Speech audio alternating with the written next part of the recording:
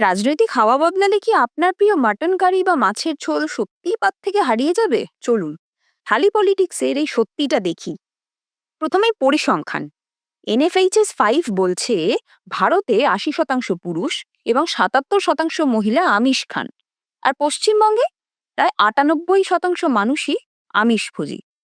যে খাবার 5 জনের মধ্যে 4 জনই খান, সেটাকে কোনো সরকার নিষিদ্ধ করার মানেই হচ্ছে অর্থনৈতিক আত্মঘাতী সিদ্ধান্ত। এবার বিজেপি শাসিত রাজ্যগুলোর দিকে তাকান। অসমে মাছ হচ্ছে বড় শিল্প। গোয়ায় সি ফুড ট্যুরিজমের প্রাণ। ত্রিপুরায় মাছ খাওয়ার হার দেশের মধ্যে অন্যতম। বিহারের চম্পারন মিট, দিল্লির জামা মসজিদের কাবাব গলি কিংবা উত্তরপ্রদেশের লখনৌয়ের বিরিয়ানি লেন। তাহলে দেশ জুড়ে নিষেধাজ্ঞা কোথায়? অর্থনীতির কথাটাও শুনুন। প্রধানমন্ত্রী মৎস্য সম্পদ যোজনায় 20,000 কোটির বেশি বিনিয়োগ হয়েছে। এর লক্ষ্য 22 মিলিয়ন টন মাছ উৎপাদন। ভারতের মাংস রপ্তানি বছরে প্রায় $3.7 বিলিয়ন। এই শিল্প বন্ধ নয়, বরং বাড়ছে। এমনকি কর্ণাটকের মতো রাজ্যগুলোতেও অপুষ্টির বিরুদ্ধে লড়তে মিড ডে মিলেও ডিম দেয়া হচ্ছে।